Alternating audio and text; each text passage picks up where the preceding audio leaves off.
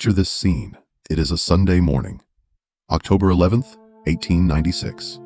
We are in London. The city is waking up. Fog rolls off the Thames. The classic image. A 30-year-old Chinese man walks down Portland Place. He is just taking a stroll. He heads towards a church, St. Martin in the Fields. He is dressed sharply in a Western suit. He looks like a gentleman, a scholar visiting from abroad. He has no idea. He has absolutely no idea that at that moment, he is one of the most wanted men on the planet, at least in the eyes of the Chinese Empire. He is walking literally straight into a trap, laid with terrifying precision. This is not a casual Sunday walk. He is being shadowed. Agents of the Qing dynasty, the imperial government of China, are watching his every single move. He gets near the Chinese legation, basically their embassy. Suddenly, the atmosphere shifts. Two men walk up to him. They do not formally arrest him. No papers are served. This is not official police work. They just grab him. They drag him through the doors of the legation. The heavy gates slam shut behind him. Just like that, Sun Yat-sen, the man who would one day be called the father of modern China, is a prisoner. We must be crystal clear about the stakes here. This was not a slap on the wrist. This was not a deportation hearing. No. The plan hatched by the officials inside that building was incredibly grim. They had already chartered a ship. The plan was to smuggle him out of London, likely in a crate or heavily sedated. They intended to ship him all the way back to China, and if he gets back to China, he is a dead man, but not a quick execution. The punishment for treason against the emperor was often death by Ling Qi, death by 1,000 cuts. It is as horrific as it sounds, a slow, psychological, and physical dismantling of a human being. It was designed to be the ultimate deterrent. So as Sun sits in that locked room on the 3rd floor of the legation, he knows exactly what is waiting for him.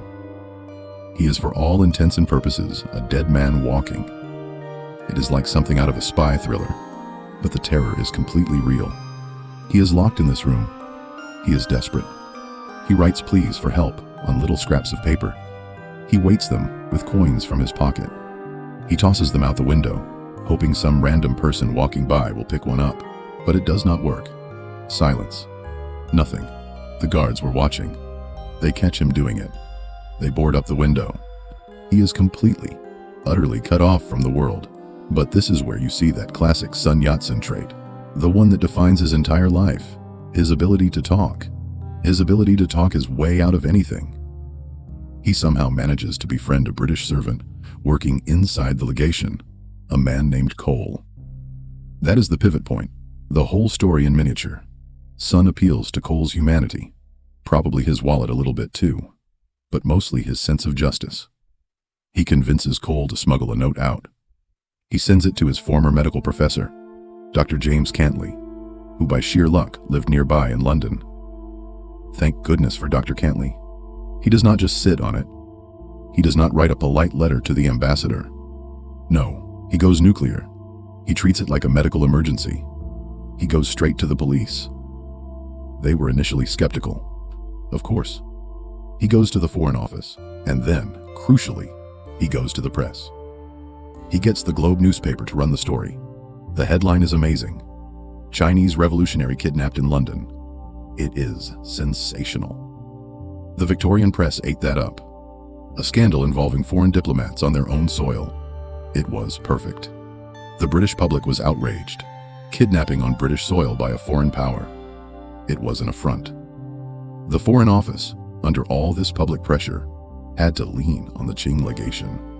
With that media spotlight shining right on them, they had no choice. They had to release him. But here's the really fascinating part. The takeaway from this whole insane episode. Before he walked into that building, Sun Yat-sen was an obscure failed insurrectionist. He was a nobody on the world stage. When he walked out of that building 12 days later, he was a global celebrity. The very kidnapping meant to kill him, to erase him from history, actually made him. It put him on the map. It gave him the one thing a revolutionary needs more than guns or money. It gave him a platform. It made him the undisputed face of the anti-Qing movement. If you enjoy witnessing these pivotal moments where history hangs by a thread, make sure to like this video and subscribe to History Titans. Your support helps us keep these epic stories alive. Today we are going on a journey through the entire life of that man, Sun Yat-sen. It is a wild ride. We are talking about a peasant who becomes a doctor who becomes a revolutionary, and a revolutionary who, despite failing over and over and over again, somehow manages to bring down a 2,000-year-old empire. It is a story of incredible, unbelievable persistence. It is also a bit of a paradox. If you look at his actual record, his military record, he failed in almost every single uprising he ever planned. It is a terrible resume for a founding father. He spent the vast majority of his life in exile, begging for money. He was only actually president of China for about 3 months. So how does that guy become the hero? Well, that is the thing. If you go to Taiwan today, he is the father of the nation, period. But if you go to Beijing, he is the revered forerunner of the revolution. Both sides claim him. He is maybe the only political figure in modern Chinese history that everyone, communists and nationalists, Taiwan and the mainland, agrees to honor.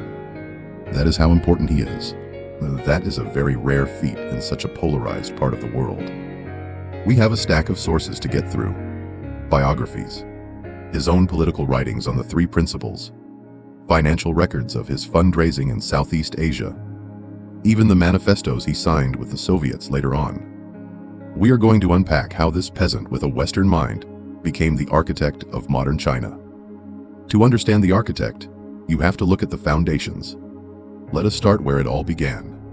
The little village of Quihing in Guangdong province. The year is 1866. Sun Yat-sen is not born into the elite. He is not the son of some scholar official. He is not wearing silk robes. Far from it. His father is a farmer and sometimes a tailor. They live in a simple mud brick house. They are part of that vast, silent majority of the Chinese peasantry. But you have to understand the atmosphere in China at this time. The Qing dynasty, run by the Manchus, an ethnic minority from the north, was in a steep, agonizing decline. We are right in the middle of what is often called the century of humiliation. Corruption was everywhere. The economy was a mess. Foreign powers were carving up the coast, setting up their own little colonies and spheres of influence. And Sun grows up in the shadow of a massive cataclysmic event, the Taiping Rebellion. Civil war almost understates it. It was an apocalypse. It cost something like 20 to 30 million lives, one of the bloodiest conflicts in human history. He grew up hearing stories about this all the time. He heard stories from village elders, who were actually former Taiping soldiers, hiding out after the rebellion was crushed. To a young, impressionable boy like Sun, these rebels were not traitors. They were heroes, because they stood up to the corrupt Manchus. It planted the seed of anti-establishment, anti-imperial thought in his mind from a very, very early age. So you have a kid who's already primed for rebellion. But the real turning point, the thing that makes Sun Sun, is when he leaves that village. At just 11 years old, he gets on a boat and moves to Hawaii. This is the crucial divergence. Think about the path of a typical smart Chinese boy in 1878. You would be locked in a room, memorizing Confucian classics, page after page, preparing for the civil service exams to go and serve the emperor. That was the only path to success. But Sun gets on a ship. He goes to Oahu. He moves in with his older brother Sun Mei, who had gone there earlier and become a pretty successful rice farmer and merchant. Instead of learning Confucian classics, he is sent to British and American schools. He attends the Iolani School.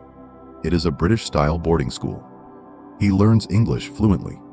He studies Western science, mathematics, history. He reads the Bible, and he converts to Christianity. This is a massive software update for his brain. It is like a complete operating system replacement. He is absorbing American ideals. Specifically, the Lincolnian idea of government of the people, by the people, for the people. He sees a society in Hawaii that, while not perfect, operates on laws and elections. not just the arbitrary whim of a distant emperor. So when he eventually returns to his village in China as a teenager, the culture shock must have been violent. It creates a permanent disconnect. He comes back, and he looks at his home, at the rituals, the superstitions, the practice of foot binding. He does not see tradition anymore. He sees backwardness. He sees the very things that are holding China down, which leads to the famous broken statue incident. This feels like a classic teenager move, but with enormous consequences. He goes into the local village temple with a friend. This temple is the center of the village's social and spiritual life. He sees this statue of a deity, one the villagers pray to for a good harvest and for protection. He climbs up, and he snaps the arm off the statue. He just breaks it off in front of everyone. He essentially turns to the villagers and says, "Look at this thing. This wooden statue cannot even protect its own arm. How is it going to protect you? Why are you bowing down to it?" It went about as well as you would expect. It was sacrilege. It was a huge scandal. The villagers were furious. His parents were mortified. Son was effectively banished from his own village. But this is not just a teenage tantrum. It is a statement. This iconoclasm, this willingness to physically smash the old, to bring in the new, becomes the theme of his entire life. He is not trying to reform the temple. He's trying to break the idol. So, kicked out of his own village, he heads to Hong Kong. He decides to become a doctor. This always seemed like a detour. Why medicine? Well, on a practical level, it was one of the few avenues open to him to get a higher education in English. He enrolls in the Hong Kong College of Medicine for Chinese, and he is brilliant at it. He is one of the first 2 graduates of the entire program. So he is Dr. Sun now. He starts practicing in Macau and Guangzhou. He is a surgeon. He is actually doing what his family probably always wanted, being a professional, making a good living. For a short time, yes. But then he runs headfirst into a bureaucratic wall in Macau. The Portuguese colonial authorities there pass a new law. It says you cannot perform surgery unless you have a diploma from Portugal. Sun has a Hong Kong diploma, so they shut down his practice. It must have been absolutely infuriating.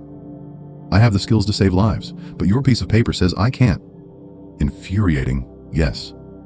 But for Sun, it was also clarifying. It was a revelation. He realized that even if he was the greatest doctor in the world, he was still at the mercy of a corrupt and arbitrary colonial system. He could not practice his trade. And this is where he starts using all these medical metaphors for politics. He famously said that curing a few patients is futile when the entire body politic of China is dying. So he starts diagnosing the nation. His diagnosis: systemic corruption and foreign domination. His prescription: revolution. Surgery is needed to cut out the cancer, which in his view was the Qing dynasty. But before he picks up the scalpel of revolution, he tries to pick up the pen one last time. In 1894, he writes a long letter to a man named Li Hongzhang. Li Hongzhang was, at that time, probably the most powerful and important official in China. He was a reformer, trying to modernize China's military and industry from within the system. So Sun writes him this massive letter, thousands of words, offering all these pragmatic ideas on how to modernize China's agriculture, its education system, a blueprint for reform. Does Li Hongzhang actually read it? We do not even know if he ever saw it. Sun traveled all the way to Tianjin to try and deliver it in person, hoping for an audience. He was completely rebuffed. He was just a nobody doctor from the south with no classical degree. Li Hongzhang did not have time for him, and that rejection is the final pivot point. The reformer died that day. The revolutionary was born. Sun realized they are not going to listen to reason. We have to make them listen. So, 1894, he is done asking nicely. He goes back to Hawaii, of all places, and starts his first secret society, the Revived China Society, the Xinhai, and the oath they took was not subtle. It was treason, plain and simple. Expel the foreigners. And by that they meant the Manchus. Revive China and establish a unified government. If you signed that paper, you were committing a capital crime. The penalty was death. And this leads directly to his first attempt at an actual uprising. 1895, the First Guangzhou Uprising, which was an unmitigated disaster. We are talking comedy of errors bad, but with truly tragic consequences. The plans were leaked almost immediately. The Qing authorities were waiting for them. The arms shipments they had arranged were seized at the customs house. Over 70 members of the society were captured. This is where his close friend Lu Haodong gets captured. Lu Haodong. He is such a tragic hero in this whole story. He is the one who designed the blue sky with a white sun emblem, the symbol that is still part of the Taiwanese flag today. He could have escaped, but he decided to go back to their headquarters to try and destroy the membership list so other people would not be caught. Lu Haodong was captured there and executed. And Sun barely escaped with his life. He had to be lowered over the city wall in a basket in the middle of the night. That is a brutal reality check. His best friend is dead. His organization is completely smashed, and he is a wanted fugitive. This is what begins that long exile. 16 years. He basically does not set foot in China again until the empire has already fallen. He is just wandering the globe. The US, Europe, Japan, Southeast Asia. I really want to dig into this period because our image of a revolutionary is often a guy with a gun running around in the mountains. But Sun Yat-sen spent most of his time doing something much more mundane, but maybe even more important. Fundraising. He was the ultimate hustler for the revolution. You have to remember, revolutions are incredibly expensive. You need money for weapons, for ammunition, for travel, for bribes for local officials, for supporting the families of the martyrs who get killed. It costs millions. And he was not getting this money from big banks or the wealthy elite in Beijing. No, absolutely not. They saw him as a dangerous radical, or just a total lunatic. He had to go to the overseas Chinese, the diaspora. So who were these people he was talking to? These were the people who had left China to find work. They were laundrymen in San Francisco, shopkeepers in Vancouver, rubber plantation workers in Singapore, tin miners in Malaya. A lot of them had left in the first place because of the poverty and chaos caused by the Qing government's incompetence. So they were an audience that was already sympathetic to his cause. They were sympathetic, but they were also hardworking people who did not have a lot of money to burn. Sun had to sell them a vision. He traveled from town to town giving these passionate speeches in the back rooms of shops, sleeping on people's sofas. Let us focus on Singapore and the Nanyang region in Southeast Asia. The sources say this area was actually the mother of the revolution. It really was. Sun visited Singapore 9 times between 1900 and 1911. It became his operations hub for all of Southeast Asia. The British colonial government there was relatively tolerant, or at least indifferent to his activities compared to the Qing. And he had this base there, a villa called Wan Qing Yuan, a beautiful villa that was provided by a wealthy rubber merchant named Teo Eng Hock. This house literally became the revolutionary headquarters. You have to imagine this scene in this quiet tropical villa in Singapore. Sun and his comrades are plotting the overthrow of the Chinese emperor thousands of miles away. And there is that great little detail about the flag being made there. Teo Eng Hock's wife actually embroidered the draft designs for the future flag of the Republic of China, right there in the villa. It just shows you how personal and community-driven this whole movement was. It was not some abstract military operation. It was a family operation. But how did he actually get people to part with their hard-earned cash? He is pitching a revolution that keeps failing. It is a hard sell. Give me your money for another uprising that probably won't work. Well, for one, he was incredibly charismatic. People who met him said he had this almost hypnotic quality when he spoke about China's future. But he also used some pretty creative financing. He issued revolutionary bonds, exactly like a war bond. It was a financial instrument, he would tell people. You buy a bond for $10 now, and once the revolution succeeds and we establish the republic, the new government will pay you back $100. So you are literally gambling on history. You are betting on the fall of a dynasty, a literal investment in regime change, and people bought them. Teachers, students, laborers, and they gave whatever they could. Some people gave their entire life savings, but it was not always that easy. There was the moment in 1910, the Penang Conference. That was the absolute low point. They had just failed in yet another uprising. Morale was at rock bottom. People were starting to say Sun was a con artist, that he was just getting people killed for nothing, and Sun was broke. So he gathered his core supporters in Penang, Malaya. He was desperate. What did he do? He did not offer a new strategy. He offered raw emotion. He gave a speech where he acknowledged all the failures, but then he painted this picture of the suffering of the Chinese people. It was so vivid, so heartbreaking, that he reportedly wept openly. And the listeners, these hardened merchants and revolutionaries, they wept with him. In that one room that night, they scraped together $8,000, and that money funded the Second Guangzhou Uprising, which also failed. It did. It was the famous uprising of the 72 martyrs. Militarily, it was another defeat. But symbolically, it was a massive victory. The bravery of those men, many of whom were students and intellectuals who had returned from Japan just for this fight, knowing they would probably die. It shocked the nation. It showed that the best and brightest of China were willing to die for this cause.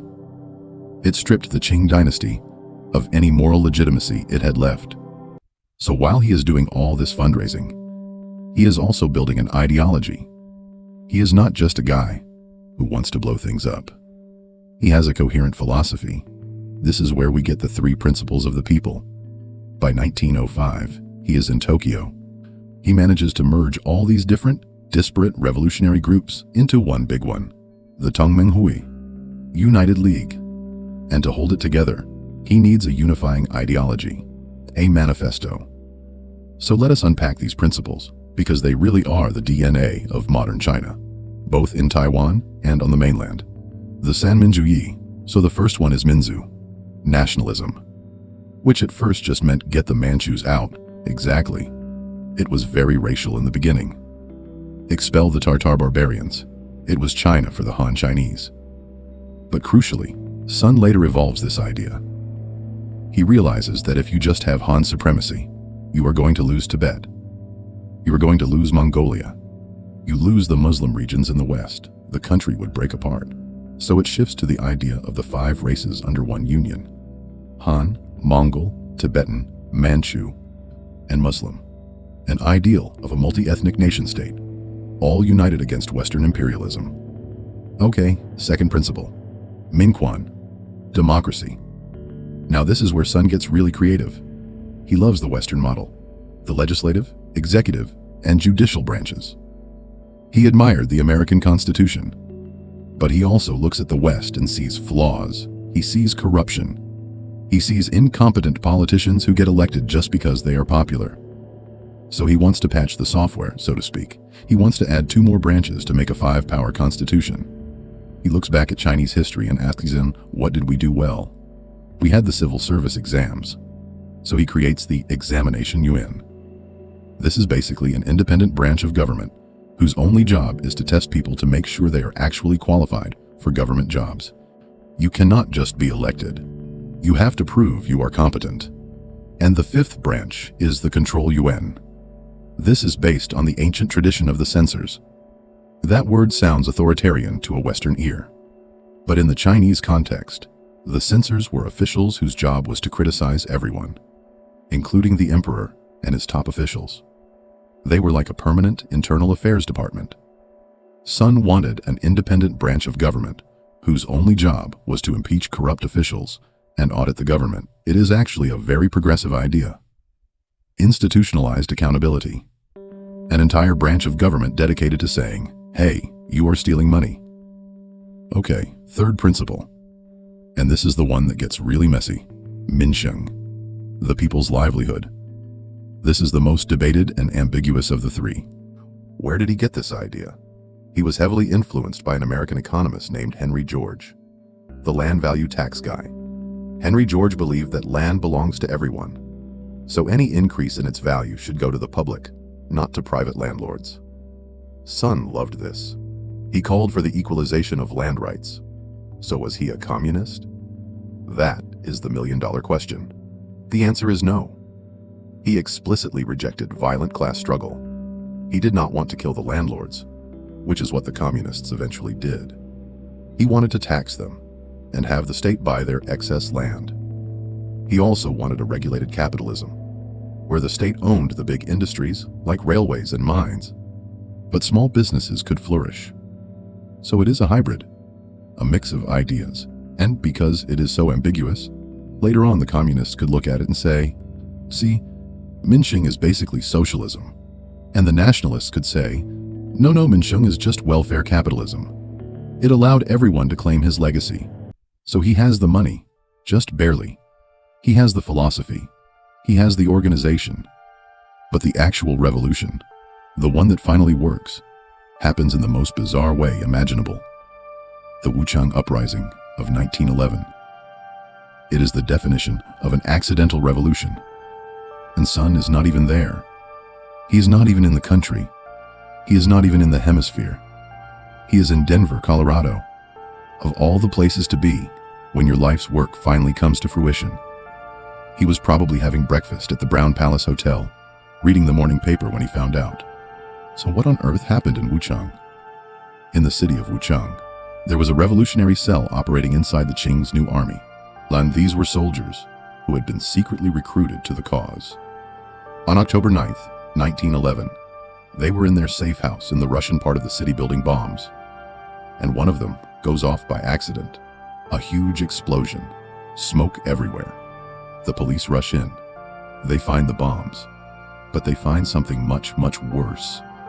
They find the membership lists, a list of every single revolutionary officer in the army in that city.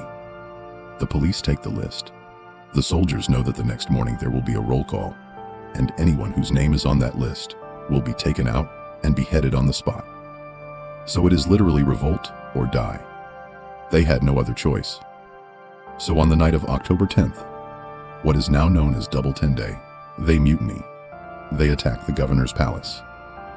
To everyone's surprise, the governor panics and flees. They take the entire city. And then the dominoes just start to fall. It was electric.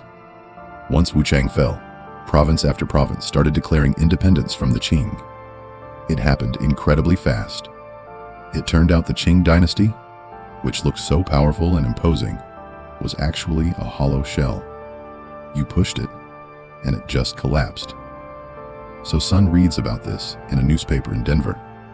His first instinct must have been to jump on the first train to San Francisco and get on a boat home immediately. You would think so. But he does not do that. He does something very calculated and very clever. He travels east. He goes to London and Paris first. Why? His country is liberating itself, and he is going to Europe because he understood the bigger picture. He knew that the Qing government was desperately trying to get a massive loan from Western banks to pay its army to crush the revolution. If that loan goes through, the revolution is over. So he goes to Europe to lobby the banks and the governments. He tells them, do not give the Qing money. They are finished. Deal with us, the new republic, instead. He secures banking neutrality. Only after he has cut off their financial oxygen does he finally return to China. He arrives in December of 1911. It must have been an incredible hero's welcome. It was pandemonium. He is elected the provisional president of the Republic of China. He is inaugurated on January 1st, 1912. It is this incredibly triumphant moment. 2,000 years of imperial rule are ending. He is the face of the new nation. He has finally done it. And this is the great tragedy of Sun Yat-sen's life. He has the title, but he does not actually have the power. He has no real army. The revolutionaries in the south have a lot of spirit, but they are a ragtag group. The north of China is still controlled by the Qing court and, more importantly, by the Beiyang army. This was the most professional, well-equipped, and powerful military force in the entire country. And who controls the Beiyang army? General Yuan Shikai. The villain of our story arrives, or the ultimate pragmatist, depending on how you look at it. Yuan Shikai is a heavyweight. He is ambitious, he is cunning, and most importantly, he has all the guns. Sun is the president in the south, in Nanjing. Yuan has the army in the north, in Beijing. It is a stalemate. Sun knows that if they fight a full-blown civil war now, the country will be ripped to shreds. The foreign powers, Japan, Britain, Russia, they will just step in and carve China up for themselves. He needs to unify the country, and he needs to do it now. So he makes the great compromise. He makes a deal with the devil. He sends a message to Yuan Shikai. The deal is this: if you can convince the emperor to abdicate peacefully, and you pledge your support to the republic, I will resign as president and let you take the job. Wait. He just hands the presidency over to Yuan Shikai, a Qing general, a man who served the emperor his entire life.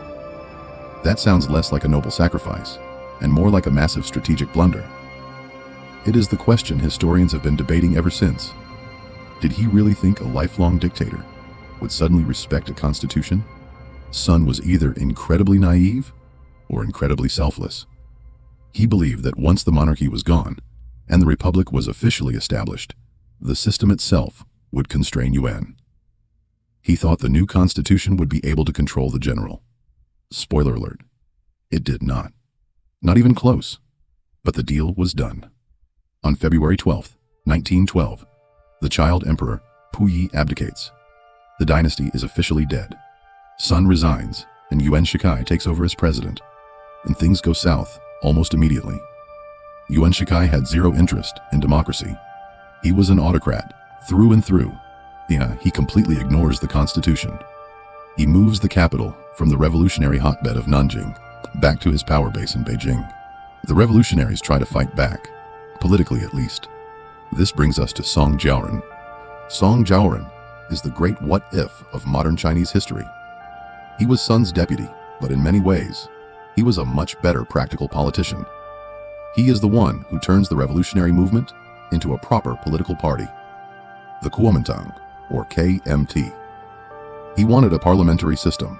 He believed the real way to control Yuan Shikai was not with guns, but through the ballot box. So in the 1913 elections, the first and only real democratic elections in early Republican history, Song Jiaoren campaigns like a modern politician. And he wins. The KMT gets a landslide victory. Song is all set to become the prime minister, which would mean Yuan Shikai would just be a figurehead president, and Song and the KMT would actually run the country. Yuan Shikai sees this happening, and he decides he is not going to play by those rules. In March of 1913, as Song Jiaoren is waiting for a train in Shanghai to go to Beijing and form his government, an assassin walks up behind him and shoots him in the back. Just like that, he dies 2 days later. The investigation quickly links the hitman directly to the premier and to Yuan Shikai's inner circle. There was no doubt who ordered it. That is the death of the democratic dream right there. A political assassination to stop a peaceful transfer of power. Sun is absolutely furious. He calls for a second revolution to overthrow Yuan. He basically says, "I told you so." This man is a tyrant, but as we established, Sun does not have an army. He calls on the southern provinces to rise up against Yuan, but Yuan's Beiyang army just rolls over them and crushes them in a matter of weeks. It is a complete failure. Sun is forced to flee back into exile in Japan. He is right back where he started, a wanted man. It is heartbreaking. He finally won, and then he lost it all in less than a year. And it gets even worse. Yuan Shikai actually tries to declare himself emperor. In 1915, he figures, well, democracy failed. I might as well be the emperor. But he completely misread the mood of the country. The Chinese people, even the other generals, said no. We are not going back to that. Rebellions break out everywhere. Yuan dies in humiliation in 1916, reportedly from stress and kidney failure. But his death does not fix the problem. In a way, it makes it worse. It breaks the country. With Yuan dead, there is no one strong enough to hold the Beiyang army together. It splinters. His top generals start fighting each other for control of Beijing. Well, this is what kicks off the warlord era. Paint a picture of this era. It was absolute chaos. China is fractured into dozens of personal fiefdoms. You have the Anhui clique fighting the Jili clique, fighting the Fengtian clique. These generals are in constant, pointless wars. They tax the peasants into starvation, sometimes collecting taxes 50 years in advance. 50 years. The opium trade explodes because warlords need the money to buy more guns. It is a living hell for the common people of China. And where is Sun during all of this?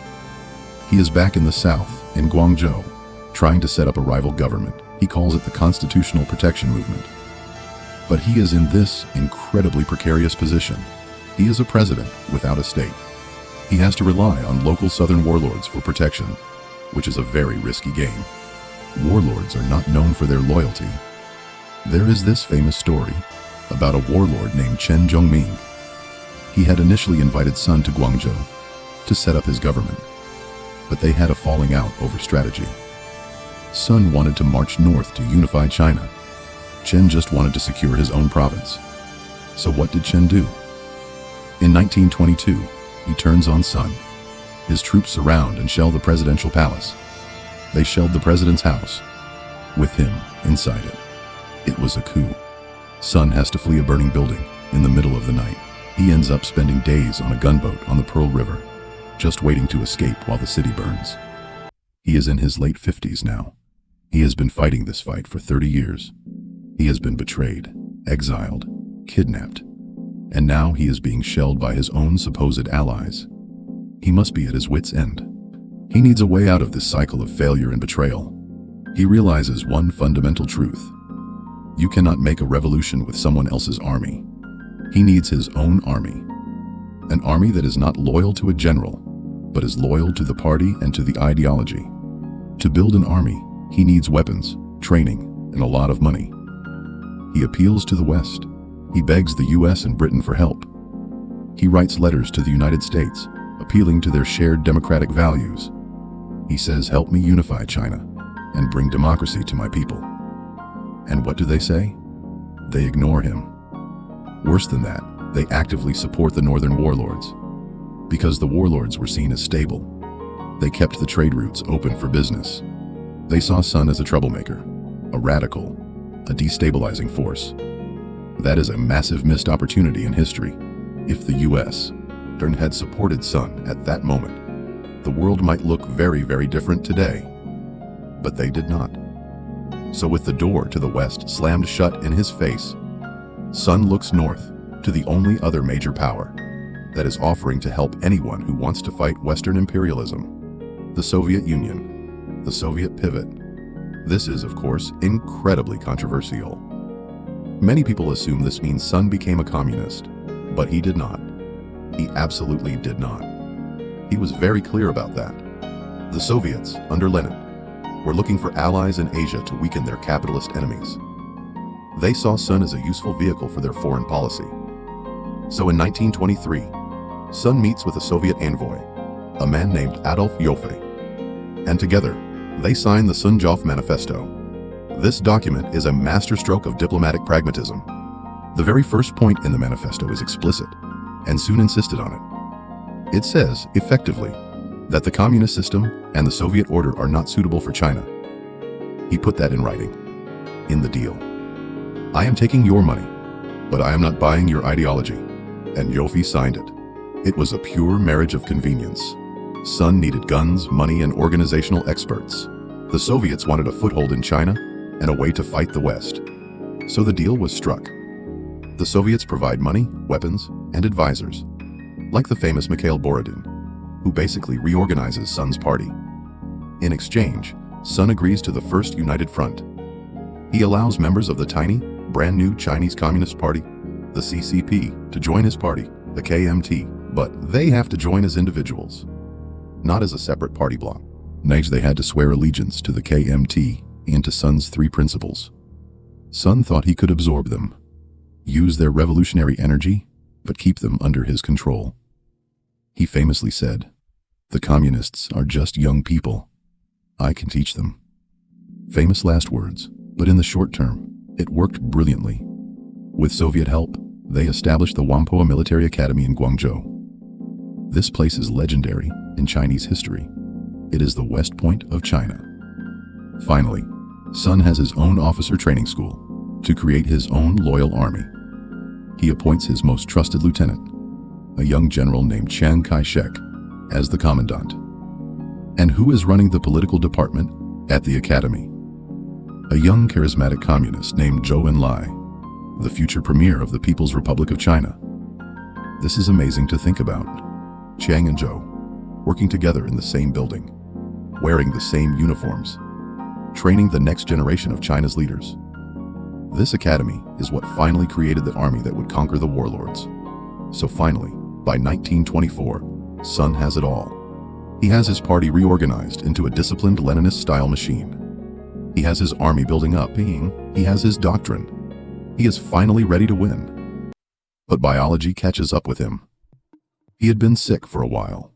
The years had taken their toll. Decades of stress, exile, and constant travel. In late 1924, the northern warlords invite him to Beijing for peace talks to negotiate a unified government. And he goes. He wants to try for a peaceful unification one last time, but it is a grueling journey north. By the time his ship reaches Tianjin, he collapses in pain. He is rushed to the hospital and diagnosed with terminal, inoperable liver cancer. So he arrives in Beijing, the imperial capital he tried to capture his whole life. Not as a conqueror, but as a dying man. There is a real, tragic poetry to it.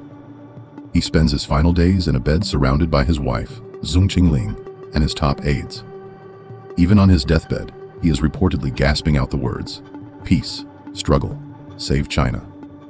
He writes or dictates a very famous will, the Political Testament. It begins with the iconic line, "For 40 years I have devoted myself to the cause of the People's Revolution." And it ends with a charge to his followers. "The revolution is not yet successful. All my comrades must strive on." He dies on March 12, 1925. He was only 58 years old. The entire nation went into mourning. Even his enemies, the warlords, respected his persistence and his patriotism. But his death created a massive power vacuum.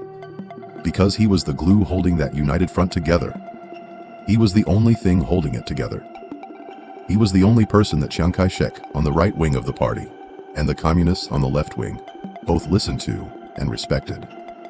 With Sun gone, the tension just exploded. And 2 years later, in 1927, Chiang Kai-shek turns on the communists, massacres them in Shanghai, and the Chinese Civil War begins. A war that would last on and off until 1949. But because Sun died before that horrible divorce, he gets to keep the kids. Both sides get to claim him as their father.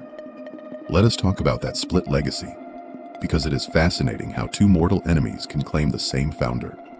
In Taiwan, the Republic of China, he is without question the father of the nation. His picture hangs in every government office, every school. His 3 principles are literally the first article of their constitution. He is their George Washington. And on the mainland, in the People's Republic, there, he is the forerunner of the revolution. His giant portrait stands in Tiananmen Square on national holidays, often directly facing the portrait of Mao Zedong. The communists choose to emphasize his anti-imperialism, his alliance with the Soviets, and they reinterpret his livelihood principle as a precursor to socialism. So basically, everyone just takes the part of Sun Yat-sen they like and conveniently ignores the rest. That is the utility of a powerful symbol.